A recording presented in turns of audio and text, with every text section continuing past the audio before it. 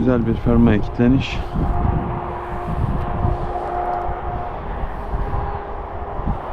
Acele etmiyorum.